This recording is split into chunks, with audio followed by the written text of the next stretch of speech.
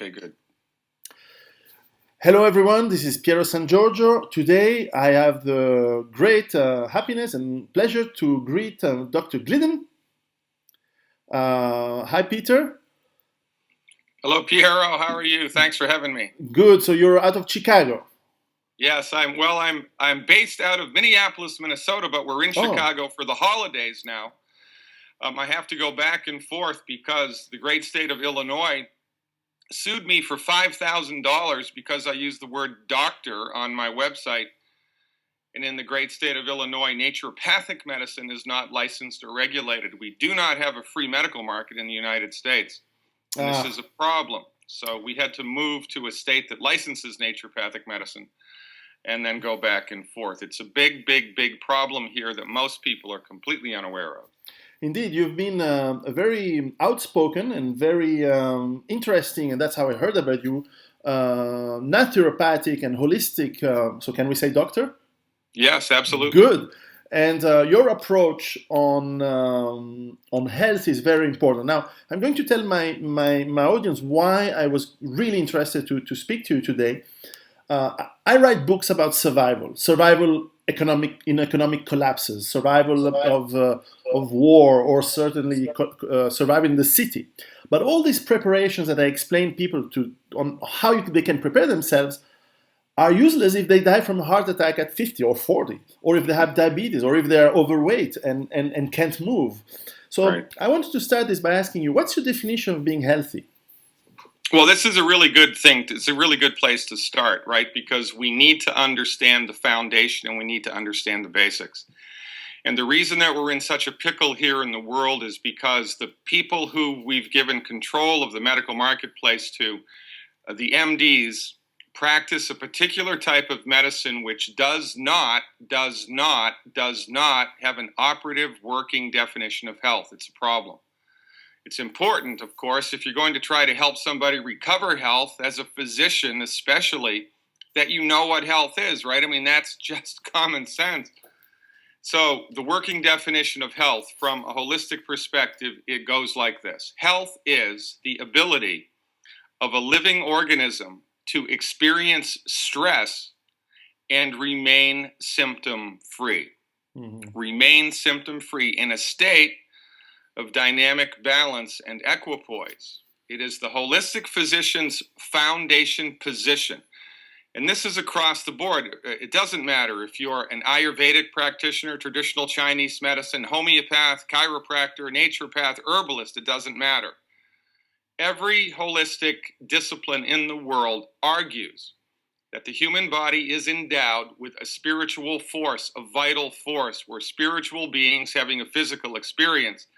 And the presence of the soul force, the spirit force in the body, whatever you want to call it, imbues the body with intelligence.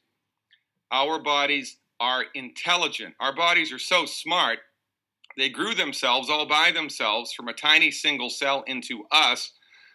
Therefore, holistic physicians argue, well, if it could do that, it knows also how to fix itself. So it is the duty of the physician, the holistic physician, the sophisticated physician, to support the body's innate God-given ability to fix itself and regain balance. This is the whole thing. The body knows how to fix itself. The body wants to fix itself, and it's the physician's job to assist in that endeavor. Now, Ayurvedic doctors do that one way. Chiropractors do it another way. Homeopaths do it another way. Acupuncturists do it another way. Many ways up the mountain, but the goal is the same: to bring the body back into a state of dynamic balance, a state of health. And arguably, I'm going to tell you that the best way to do that, I've been doing this for 27 years, Piero. I've been in the front lines, primary care, holistic medical practice here in the U.S., which is not easy. It's a relatively hostile political climate here. But nonetheless, the first, second, and third things for people to do if they're attempting to recover their health is to secure foundation medical nutrition. Medical nutrition is the first place to start. I see. Now, in today's world, from Food and Drug Administration, whether they're in Europe or American, from so many publications and doctors, and of course the influence and the lobbying of the pharmaceutical and the food and agriculture industry, we hear messages that are contradictory, they go all over the place. It's for the common people who have maybe not studied medicine or biology or physics, it's so complicated to know how, when you say foundational nutritional medicine, what does it, where should we go? What's the path? Well, that's a good question, right? So, there is lots of misinformation in the world. And this is what happens inside of a self-policing, self-regulating monopoly. We haven't had a free medical market in the world since the early 1900s. The pharmaceutical industry, the allopathic industry. Now, I think it's important to draw a distinction here as we're attempting to navigate this territory, right? MDs, who are the predominant force of medicine in the world, do not practice medicine. Nobody practices medicine. Medicine is a vast territory, right? It's a vast domain. Medicine is like dogs. There's a lot of different types of dogs, and they're all good for different things. MDs practice one particular type of medicine. It's called allopathic reductionism. I'm a naturopathic physician. I practice naturopathic medicine, right? There's homeopathic medicine, chiropractic medicine, et cetera, et cetera. Allopathic medicine is a very specific subset of medicine, and it has its own outdated, old-fashioned, archaic philosophy. The wheelhouse of the allopathic medical treatment is surgery when it's necessary, trauma care, and a handful of infectious diseases. That's what the MDs are good at. But for everything else, for everything that people go to the doctor for, arthritis, high blood pressure, heartburn, type 2 diabetes, anxiety and panic attacks, insomnia, for goodness sakes, MDs do not have anything of any substance which is curative. Of all the thousands of prescription medications that exist in the world, the only ones that can cure disease are antibiotics. Everything else manages the disease process, does not cure the disease process, and that's a problem. We've taken the wrong dog to the hunt, for goodness sakes. The medical doctor is the wrong person to go to if you are attempting to recover your health, because they don't know what health is, and their treatments are designed to manage your symptoms rather than cure them. Now, if your son or your daughter wanted to learn how to play basketball, and you had the choice of having them coached by a superstar in the NBA in the United States, or your high school hockey coach, well, you'd probably go with the superstar in the NBA. If you are attempting to understand the foundation principles of nutrition, holistic medicine, and what to do, the simple steps that you can take right now without a doctor's appointment to recover your health, then you should lean on us, the naturopathic physicians, because this is our wheelhouse. This is what we're trained in, and this is what we excel in.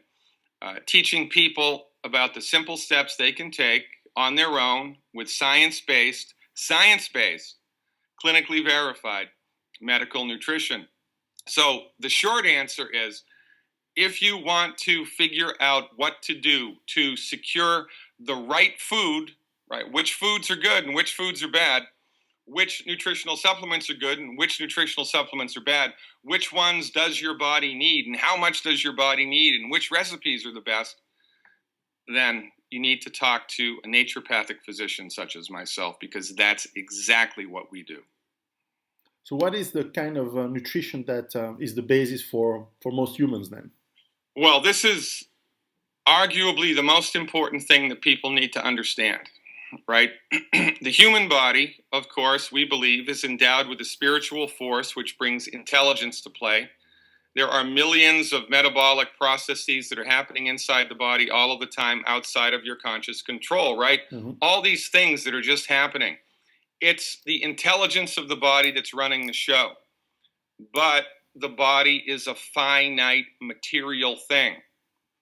The body needs, in order to operate, in order to function the way that nature and God intended it, 90 essential nutrients.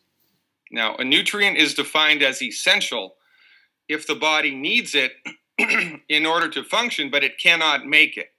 Mm-hmm. So essential nutrients have to be imported into the body on a daily basis. This is the major reason that we need to eat food and drink things in order to get nutrients into the body, not just calories and water. So the breakdown of the 90 essential nutrients goes like this. 60 minerals, things like calcium and magnesium and sulfur and zinc. 60 minerals, 16 vitamins. Everybody knows what a vitamin is. Vitamin A, vitamin B, vitamin C. 12 amino acids. Amino acids, people are less familiar with. Amino acids come from proteins. And 2 fatty acids, omega-3 and omega-6 essential fatty acids, for a grand total of 90. 60 minerals, 16 vitamins, 12 amino acids, and 2 essential fatty acids. The problem is, and this is one of the reasons that we're suffering, this is one of the reasons that everybody is sick the world over. And if you look at the statistics, chronic disease is not getting less, it's getting worse. Life expectancy is not getting longer, it's getting shorter. Why is this? Do we have a bad gene? Everybody has a bad gene? No. Is there a voodoo curse? No. Is it some meteoric dust from, the Pleiades? No. It's because the medical doctors are clueless as to how to help people get healthy. And they're clueless as to what causes disease. They have no idea whatsoever about how to cure a chronic disease. The 90 essential nutrients that our bodies need to function optimally, just to get the job done every day, these 90 nutrients are not all present in the food. One of the biggest myths that we're suffering from, outside of, the superior intelligence of the MD, which is nonsense, is the notion that you can get everything that your body needs just from eating the right food, and you can't. You could own 1,000 acres of the most organic farmland in the Swiss Alps, eat only the food that you grow every day, and you would still be nutritionally deficient. And the main reason for this is minerals, right? Minerals are the lion's share of the nutrient needs. 60 out of 90, that's 2/3, 66% of the stuff that the body needs to function normally are minerals. But the only person that can make a mineral is God. Nature makes minerals. Minerals are found in the rocks and the soil. A plant cannot make a mineral, right? An animal cannot make a mineral. The only place that we get minerals is in the soil or sometimes in the water. But if they're in the water, they wash there out of the soil. But not all minerals are present in the topsoil. And the farmers are not paid to put minerals in the soil. And to add insult to injury, when you spray food with pesticide or herbicides, not only do those chemicals kill the bugs that eat the plant, but they also kill the bacteria in the soil, which pre-digest the minerals that are in the soil that the plant is trying to suck up. So even if there is enough calcium in the soil, for example, if the plant is sprayed with pesticides, the plant's not going to be able to suck it up. So everybody, and by everybody, I mean everybody on planet Earth is minerally deficient. And this is a big deal because minerals are 66% of the body's nutrient needs, right? So, it's kind of like your automobile, man. If you were driving down the road and your car needs 4 quarts of oil, but it only has 1, and it needs 1 quart of steering wheel fluid, but it only has 1 ounce, and it needs 3 gallons of water in the radiator to cool it, but it's only got 16 ounces, something's going to happen. The car is going to break. It's only a matter of time, right? And there's nothing inherently wrong with the car. It just ran out of the stuff that it needed to be healthy. The main cause of chronic disease is undiagnosed, unrecognized nutrient deficiencies, period.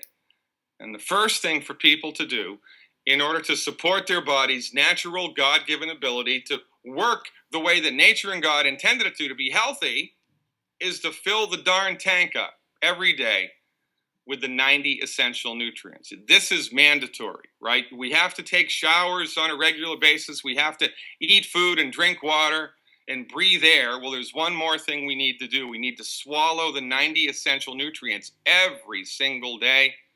And if we do that, we've entered, perhaps for the first time in our life, into the zone of healing. And this is a big deal.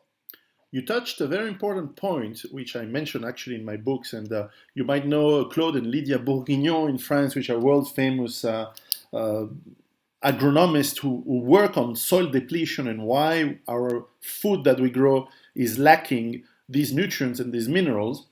And now, even if we try, and as I do, to grow most of my food on my land, and I would agree with you that it's very hard to make sure that all the food we grow for all the, and even if we don't use pesticides, it's very difficult to get back to what food used to be. How can we make up for that deficiency? Because probably a lot of people will say, well, please sell me pills that will fill that, which I guess could be a solution. But how can we generally get to the right nutrition, the right food? How do we get these minerals that we lack? Okay, so the easiest way to get the minerals back into the body, the easiest way to do it is to supplement. Mm-hmm. You supplement your diet with mineral supplements, with vitamin supplements, with essential fatty acid supplements. The only other way to do it is to buy the stuff in big, 25-gallon drums, apply it to the soil, grow the food in the soil, and then eat that food. That's a much more difficult process. People in the city can't do that. No. Most people living in suburbia can't do that, mm-hmm. right? They just don't have the means. So, hands down, the single easiest thing to do here is get your hands on the right nutritional supplements and swallow them every day. The problem there is that not all nutritional supplements are created equally. Nutritional supplements are like wine. They're all made from grapes, but there's a great deal of difference from bottle to bottle, depending on all these variables, right? The recipe is the big thing. Last year in the U.S., we spent $30 billion with a B, $30 billion on vitamin and nutritional supplements, and everybody is still sick. Why is that? Because nobody's taking the right stuff. Nobody's taking everything that they need, and the recipes that most people are taking over the counter are insufficient to the cause. But there's one more thing that you mentioned that I think is important to get into here. I would argue that at no time in human history, maybe in Atlantis, right? But at no time in known human history have the nutrients that the human body needs to function been present in the soil. They haven't been present in the soil. I mean, look at the Egyptians. The average lifespan of the Egyptian was 28 years of age. 28 years of age. If you made it to 30 years old, you were an old, wise person in Egypt, right? Well, why is that? Because the soil was deficient back then as well. And plus they didn't know things about sanitation and other things that modern, science and technology have led us to understand. So, so even in an organic farm, one row of vegetables, in that row where the stuff is planted, there might be 16 minerals in the soil. Mm-hmm. The row right next to it, there might be 5. The row right next to that, there might be 20. It's a completely random thing. Mm-hmm. And if you are attempting to optimize the structure and function of the human body, you have to make sure that everything goes down the hatch every day. And the easiest way to do that, hands down, is with securing the proper nutritional supplements every day. You drink your coffee in the morning, and then you follow it with your minerals, right? And then you take your vitamins, right, with lunch. And then with dinner, your essential fatty acids, and Bob's your uncle, everything's great. And this is hands down the easiest way to do it. And this is what we preach. This is our fundamental message, right? Because there are 2 myths that we suffer from. 2 myths that we suffer from. Number one, that the MD knows everything there is to know about medicine, that the medical doctor is the alpha and the omega of medicine, and everybody else is a back-of-the-bus quack with substandard training. It's nonsense. Mm-hmm. I could easily make the argument that the only people practicing quack medicine in the world have MD after their name. Your medical doctor may be the nicest person God ever created, but they don't know what's best for you. They only know what they've been trained in. And that's just one tiny piece of the pie of medicine. Myth number 2, healing is a complicated, sophisticated process that can only happen in multi-million-dollar hospitals. It's nonsense. Surgery is complicated. Healing is easy, because the fundamental position of all holistic medical philosophies is the human body knows how to fix itself. The human body is trying to fix itself. So when we deliver medical nutrition for the masses, science-based, clinically verified medical nutrition for the masses, you don't need a doctor's appointment. You don't need blood work. You don't need an MRI or a CT scan or any type of diagnostic discovery. You just need a little bit of education. You need to take the right stuff for 90 days as an experiment, for goodness sakes, and see how you feel. And this is our fundamental message. Everybody on planet Earth needs to nutrify their bodies immediately and judge for themselves the results. I can add to what you say, if I may, that for my personal experience, I tell a lot of my readers and people who watch us to do a lot of exercise, to get fit, to get strength and bone density up. And however, when we do a lot of these exercise, we do lose minerals through the heat dispersion of the sweat and all that, and then therefore we are hungry. And when we look around in today's world, the food that is supplied to us, as you said, is mostly calories, it's mostly sugar, it's mostly grain, and trans fats, things that are really bad and harmful. Not only they don't give us the nutrients you mentioned, but also they give us harmful. I heard in one of your videos that you suggested that there are some foods that we should completely remove from not only should we get these nutrients, as you mentioned, but we should also remove some sort of foods. And which ones do you believe we should remove from our diets? Well, this is where you're going to stop liking me, Piero. And that's an easy thing to talk about, and I'll be happy to talk about it. But before we get into those waters, in the United States, according to the Center for Disease Control, right, the government agency that looks at these things, last year, 400,000 people died from heart attacks, which were a direct result of exercise. Yeah. Well, why is that? I thought exercise was supposed to be so great. Well, why do you exercise? In order to stress the body. Mm-hmm. Remember the definition of health. Mm-hmm. The ability of a living organism to experience stress and remain symptom-free in a state of dynamic balance. So when you stress the body with exercise on purpose, after exercise, the body attempts to strengthen the parts of the body that you just stressed. That's why we exercise. But what does the body need in order to do that? 60 minerals, 16 vitamins, 12 amino acids, and 2 essential fatty acids, most of which are not present in the body. So if you exercise with an undernutrified body, you're actually going to accelerate the disease process. And this is why people die. And this is why there's so much illness in the world, because people are exercising in an undernutrified body. Go back to the automobile metaphor, patently male metaphor. If your car needs 4 quarts of oil, but it only has 1, and you drive it at 100 miles an hour, the engine's going to seize in 2 minutes.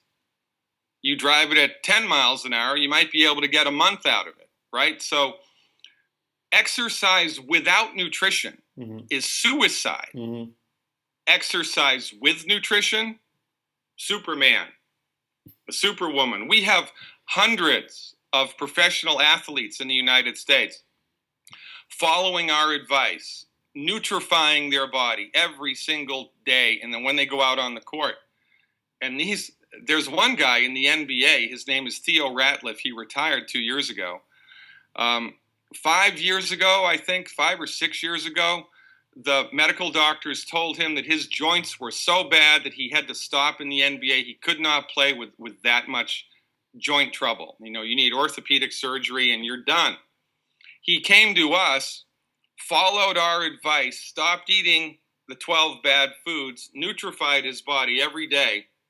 And 9 months later, after the best orthopedic surgeons in the sports industry in the United States told him he was done, he came back and led the league in rebounds, not only for that year, but for 3 years. And he added millions of dollars to his bank account in extended contracts. And he did all that with medical nutrition. I love hooking people, professional athletes, up with this stuff because they see immediate results. It's a big deal. And really, it's just common sense, right? You have to nutrify the body in order to, especially just to get things done. And then if you're performing, if you're putting more stress on the body with exercise, you got to add more stuff and life is good. Well, this brings us to the point. There are two foundations of our approach. Number one, fill the tank up every day with the 90 essential nutrients. Number two, stop eating food that's gumming up the works. Now, this is where we enter into the zone of politics, right? I'm going to tell you 12 foods that you should not eat. And if your readers or your listeners, your viewers would like kind of an in-depth analysis about why, they can go to my website, and I've done a video of this. You can probably find it on YouTube. But I'm going to tell you what these foods are. And interestingly enough, all of these foods are foods that everybody eats all of the time. And my argument is, and it's a good sound argument, that every single one of them is detrimental to health. And how can that be? Why do you think a situation like that would be in place? Well, it's only for two reasons. Alex Jones would argue that it's a eugenics program, right? I don't know. Maybe. Maybe the powers that be are trying to thin the herd because planet Earth just can't handle this much population. Well, if that's so, they're doing it very slowly. Yeah, they are doing it very slowly, right? Number two is they're doing it to make everybody sick so that everybody has to go to the medical doctor and buy the prescription drugs that don't work. But nonetheless, it's interesting to me from a sociological, socio-political point of view that the vast majority of the food that we have been told is good for us, in point of fact, has net negative metabolic reactions. So here's the list, Pietro. The top 4 foods, hands down, way out in front of all the other foods that are detrimental to the human body, are wheat, barley, rye, and oats. Wheat, barley, rye, and oats. Because of the gluten component and the way that the proteins are structured in those grains, it's very difficult for the human stomach to rip apart those proteins and their constituent amino acids. And when you get an undigested gluten protein, an undigested oat protein floating through the small intestine, it damages the structures in the small intestine that absorb nutrients. That's a problem. So it is our position that consistent consumption of wheat, barley, rye, and oats damages the small intestine and accelerates nutrient deficiencies because it's the small intestine that absorbs nutrients. So if you hurt that, you're going to make it harder for the body to absorb any nutrient, whether it's anything, whether it's good or bad. So wheat, barley, rye, and oats, everybody needs to go gluten-free yesterday. And generally speaking, when people do go gluten-free, the vast majority of people experience a noticeable, measurable benefit within 3 months, if not sooner, right? The proof of the pudding is in the eating.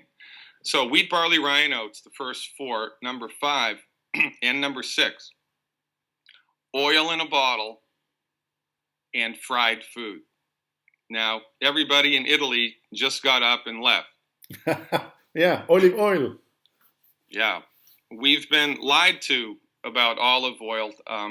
Time magazine in the United States, which I generally hate Time magazine, but Good. They did an interesting expose on the whole butter thing. Medical doctors telling people that butter is bad since right after World War II and promoting Crisco, of all things, right? And a saturated fat. Um, oil in a bottle is a bad food for the human body because it oxidizes, right? When you have oil sitting in the bottle, at the top of the oil is air, and the air, as it interfaces with the oil, oxidizes the oil, and over time, as it's sitting longer and longer and longer on the shelf, it becomes more and more and more oxidized. When you heat it on a stove, or you fry it, for goodness sake, superheat it in a fryolator, it oxidizes within minutes. And oxidation is the main engine of tissue destruction in the human body, right? That's correct. That's the second law of thermodynamics. Sure. Can you specify just one little detail? Is when you say oil is in the bottle, is it all oils, or some are a little bit better than others? Yeah, some are a little bit better than others. Coconut oil, for instance, oxidizes slowest of all the oils. That's because it's solid, right? But when you heat an oil, no matter what it is, it oxidizes when it's in the pan. Yeah.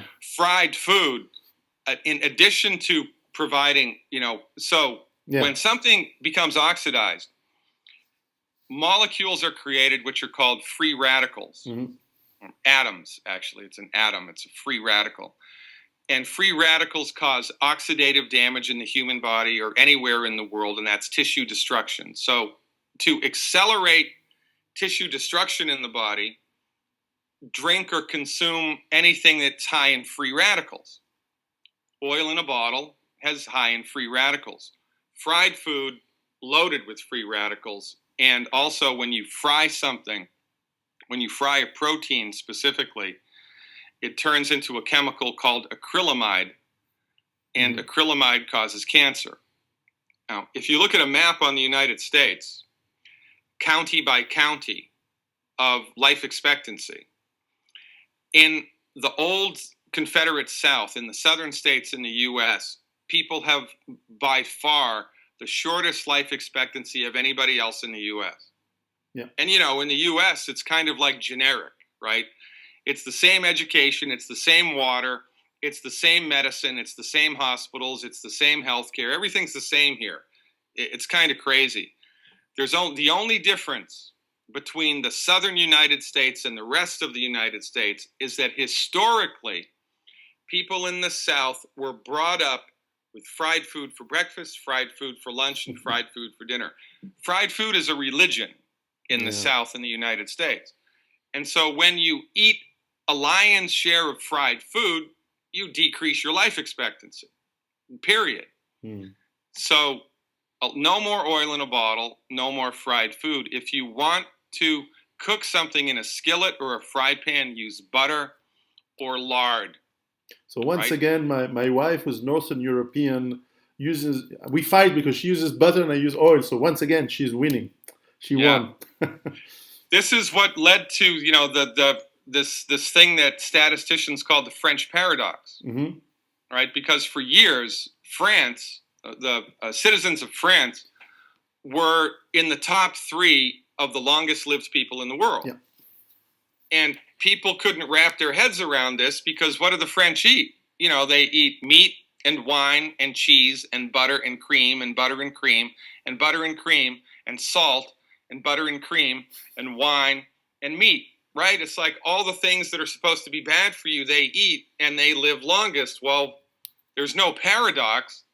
The problem was that the statisticians were wrong in thinking that those foods were bad for you. They're not. So if you're going to cook in a skillet, use, duck fat, beef fat, pork fat, lard, rendered animal fat, or butter, and use salt liberally. Salt is extremely important for digestive health. You need to be salting your food so that it tastes good. Okay, so wheat, barley, rye, and oats, oil in a bottle, fried food. Next 2 are meat. But it's not the meat. It's what's in the meat and how you cook it.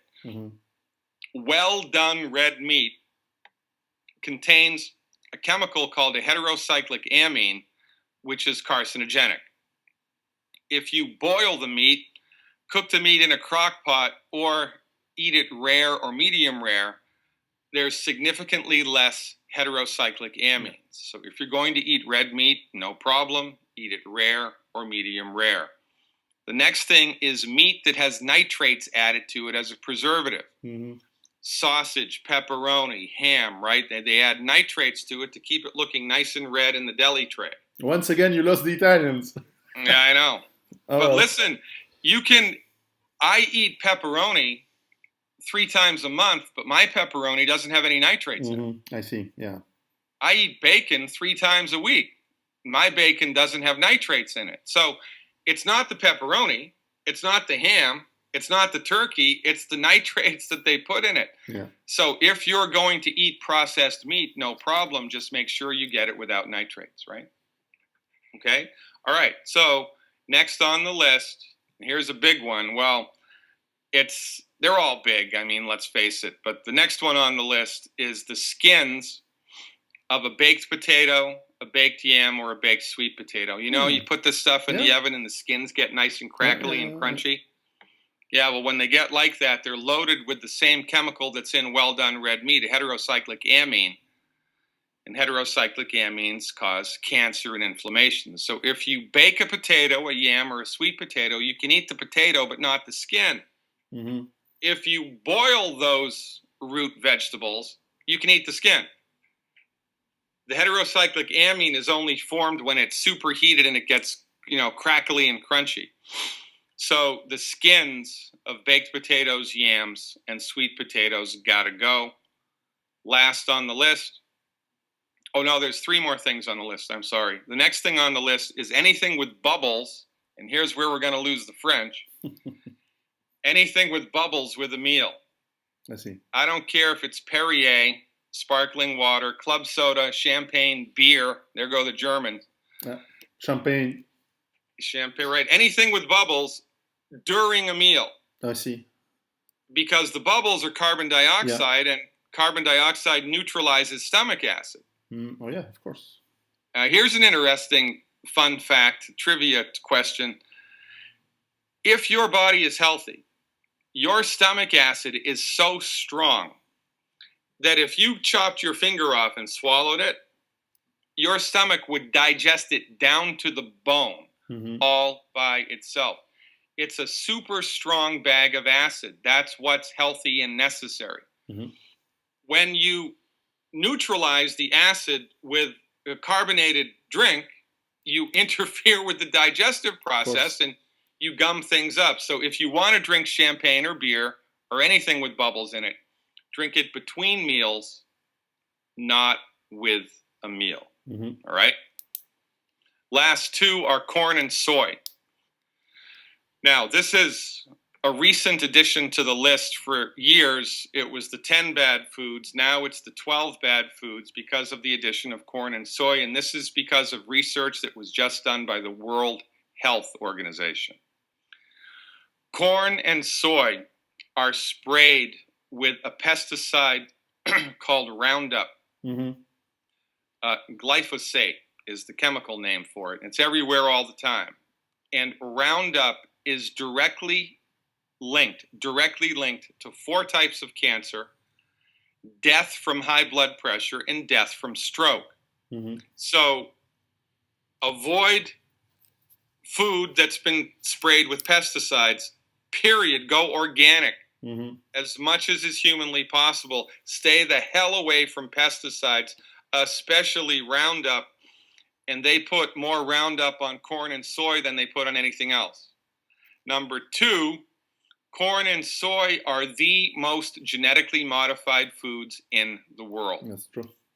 And genetically modified corn and genetically modified soy is also directly linked to 4 types of cancer, death from stroke, and death from high blood pressure. And this is science. Oh, yeah. I mean, this is not intellectual conjecture and supposition. So if you're going to eat corn or soy, make sure that it's organic and make sure that it's non-GMO. And it's almost impossible to figure that out in the United States. I don't know what the laws are like in the European Union, but the companies that make genetically modified food lobbied the government here to keep it secret what food is genetically modified and what food's not. It's a big problem. It's a big problem. Why on earth would they want to do that if it's okay for us? Well, I don't know. I'm starting to think Alex Jones knows more than is right, but Or I it don't could want to be go simple profits, there. maximizing profits. It seems like it. I don't know, Piero. I really don't know, but the food that we've been told is good for us, in point of fact, is not. Mm-hmm. It's not. And the nutrients that we need just to be healthy are not all present in the food. They're not. And then we get sick. And where do we go? We go to the only show in town, the medical doctor. And the medical doctor is not trained how to cure the disease. The medical doctor knows nothing about nutrient deficiencies. So the medical doctor delivers pharmaceuticals to manage the problem. And what do the pharmaceuticals do? They burn through the nutrients that are in your body. So 6 months later, the drug stops working as it did in the first place. You need more of a drug or a second or a third drug. And don't get me wrong, I can prescribe drugs. I'm not against drugs. It's not the gun, it's how it's used. It's not the drug, it's how it's used. For goodness sakes, thank God for Novocaine. Every time I'm in the dentist's office, thank God for Novocaine. Yes. But the way that the medical doctors are trained to use drugs is not to cure the disease. It mitigates it, it sweeps it under the rug, and it's only a matter of time until it gets worse. And that's exactly why everybody is in the pickle that they're in. We've taken the wrong dog to the hunt. Your medical doctor is the last person you should see if you're suffering from a chronic health condition. No kidding. But don't get me started.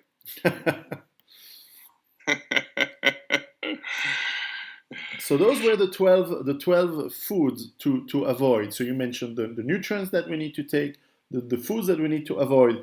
There's a third advice you said that we need to know to be healthy. Antioxidants. Antioxidants. We need antioxidants in the body. The second law of thermodynamics argues that everything in the world goes towards dissolution and disrepair, right? That the world is in a constant process of falling apart, right? Yeah, my readers know that. Yeah. Okay. So one of the main engines of destruction, whether it's in the physical world or in the physical body, is oxidative damage, oxidative stress, right? Mm-hmm. Now, a lot of people don't know this, but the body has a fire department that puts out the fires of oxidative damage and puts out the fires of inflammation. Everybody knows the police department of the human body, the immune system, right? But very few people are aware that the body also has a fire department which attempts to deal with oxidative damage, which is just a normal part of life. When you walk down the street, there's crap in the air, crap in the food, crap in the water. Stuff gets into the body and it starts causing oxidative damage. Well, the body can offset a lion's share of oxidative damage, but it needs nutrients to do that. There's one specific nutrient that it needs, the trace mineral selenium. Mm-hmm. Selenium is extremely important in order for your body to fight inflammation and to extend its lifespan. And the second thing that you can do to support the fire department of the body is consume antioxidants. And that's kind of like, if the firefighters show up at a building to put the fire out, they hook the hoses up and get the ladders out, but they need water, right? And they need a lot of it. Well, antioxidants are like the water that the firemen use to put out the fires. Your body needs antioxidants.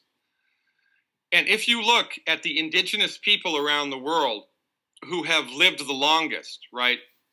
The Vilcabambas in Peru and the Okinawans and the Georgians in Russia and the Bama people in southeastern China and a whole host of others, these people live well beyond, 100 years. They've got a lot of people 100 years old and they're healthy. Mm-hmm. And they don't have doctors. They don't have hospitals. For goodness sakes, how did they do this? Well, one of the things that they did by accident, by the way, is they were consuming homemade food, homemade wine, homemade beer, something which was loaded with antioxidants. Mm-hmm. Now, antioxidants are measured by something called an ORAC score, ORAC. In the United States, the average person gets 1,500 ORAC points a day. The longest lived cultures, they had 20,000 ORAC points a day, and they did it by accident.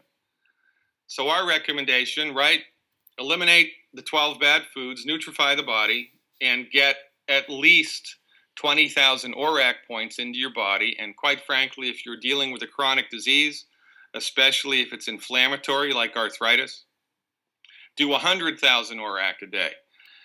And you can get that through various means, right? Green tea, red wine, right? Loaded with ORAC. I got the French back. Yeah. I got the Italians back. All right. So chocolate, right? There's a lot of foods that contain antioxidants in superabundance. And otherwise, you can just find a nutritional supplement that's loaded with ORAC points and swallow it every day. So that's it. What I recommend is 50,000 or more ORAC points a day. You're good if you do that, because now your fire department's strong. You nutrify your body with everything else. Everything else is strong. You stop eating food that's hurting the body, and you go a long, long way towards being healthy. And, you know, that's what we want. Poke in the eye with a sharp stick, right? And that's what we want, because people need to be healthy in the difficult times that can happen, and I'm sure, unfortunately, are ahead of us.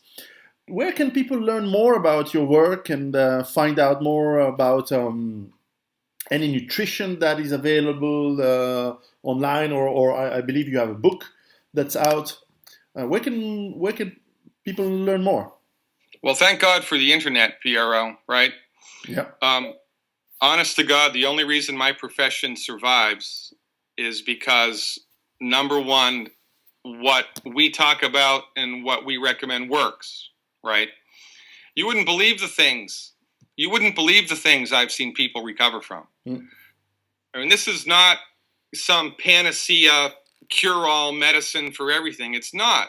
But here's what it is. Science-based, clinically verified medical nutrition that supports the body's built-in God-given ability to fix itself. I mean, for goodness sakes, if you had a little struggling tomato plant, it would make sense that if you gave it good soil, good fertilizer, good water, it would probably bounce back. Well, if a little plant can do that, you think the human body can do it? I'm telling you, it can. You have to give the body a chance. You have to attempt to cure the condition.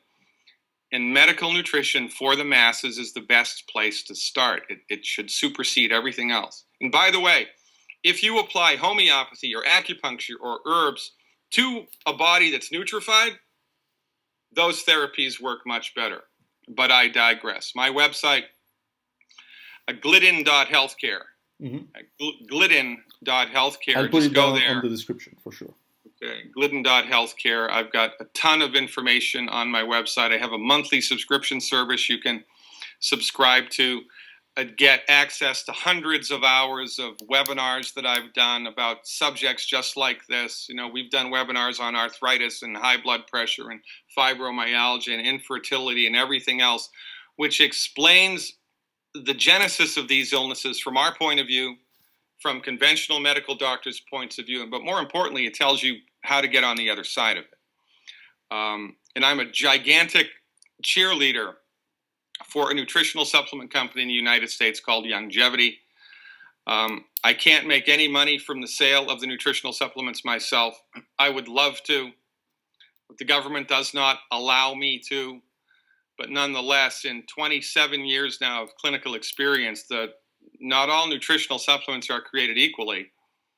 The ones that I've seen produce most consistent effects that you can get over the counter are delivered by Longevity, and you can get information about that at glidden.healthcare as well. Excellent. Well, I encourage our listeners and readers to check your website. And indeed, I've watched a lot of your podcasts and videos. They are most informative, and I think all of us are concerned about being healthy or regaining health or not becoming unhealthy. And it's definitely one of the sources of information for people who understand and get English. And for the others, we wait for a translation of your website or for your books and works in other languages. Yeah, that's coming because this is a worldwide phenomenon. You know, human suffering is not relegated to borders of countries. It is. You know, my experience lends me to say that your body's ability to fix itself is greater than anybody has led you to believe. And pharmaceutical medicine, allopathic, reductionistic medicine is the wrong dog for the hunt if you're attempting to strengthen the body, recover from a chronic disease. It's just the wrong type of medicine. You need a different type of medicine for that. And I've been doing this for 27 years. The most effective medicine that I've seen is the stuff that I talk about. That's why I talk about it, because it works. And it's a really, really good place to start. I welcome people to educate themselves, to get on board, and then to help us spread this word, because people are suffering needlessly, for goodness sakes. You know, we extended human lifespan in the 20th century by teaching people about sanitation, right? You stop peeing upstream and drinking downstream. We doubled life expectancy. You didn't need to see the doctor. You didn't need an MRI or a CT scan or drugs. You just needed a little bit of education. Well, this is the next step in that genesis. A little bit of education here goes a long, long way. And I like to think that, you know, the stuff that we talk about is factual, true, and based on our own clinical experience. But in the final analysis, Piero, honestly, the only reason that naturopathy continues to exist, that homeopathy continues to exist, that holistic medicine continues to exist in a hostile political climate stacked against everything alternative, yes, is because it works. So follow our advice and see for yourself, right, your body's ability to bounce back. Well, thanks a lot, and thank you very much for your time. And we hope to see you. Let us know when you will be traveling and doing conferences in Europe. We'll sure be able to transmit the message and be there. Thank you very much, Dr. Glidden, and farewell, and speak to you another time. Thank you very much. I appreciate the work that you're doing. It's very, very important. I applaud everything that you're doing. We're all in this together. We are. I'll see you around campus. Take care.